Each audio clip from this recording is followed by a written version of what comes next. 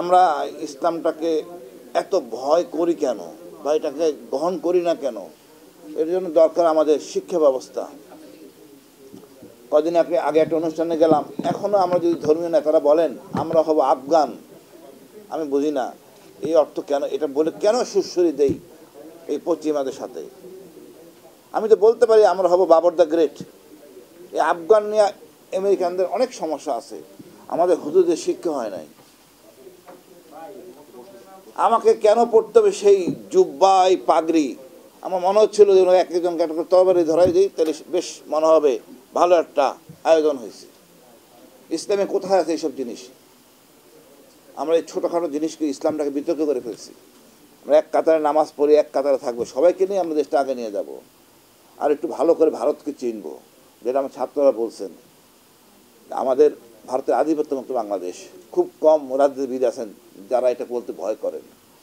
আমি মনে করি এই জিনিসটা ধারণ করেন, ভারতকে চিনেন। ভারত হলো এমন একটা দেশ আমাদের বড় শত্রু, এবং তারপরে হলো আওয়ামী লীগ, তারপরে হলো সহযোগী, জাতীয় পার্টি বলেন, সবাই বলেন। আমি মনে করি আমরা দেশটাকে সুন্দরভাবে সুন্দর জায়গায় নিয়ে যাই। এত রক্ত দিয়েছি আমরা, এখন আর পিছিয়ে ফিরে থাকতে চাই না। আমরা নতুন করে নির্বাচন দেখতে চাই, দরকার হলে পিআর। কেন পিআরের কথা বলতে যাচ্ছি?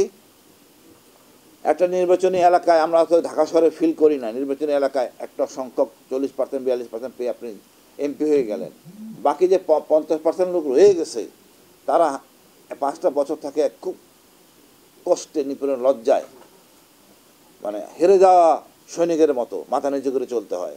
বিবাহ শাদী থেকে সবখানে একই, মানে তারা একটা এক কোণঠাসা থাকে। তো পিআর পদ্ধতি হলে সবার প্রতিনিধিত্ব থাকবে, সবাই গর্ববোধ করবে।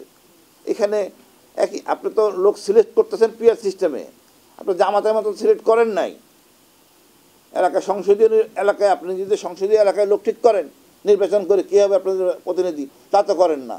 আপনি ওখানে পিআর সিস্টেম করেন,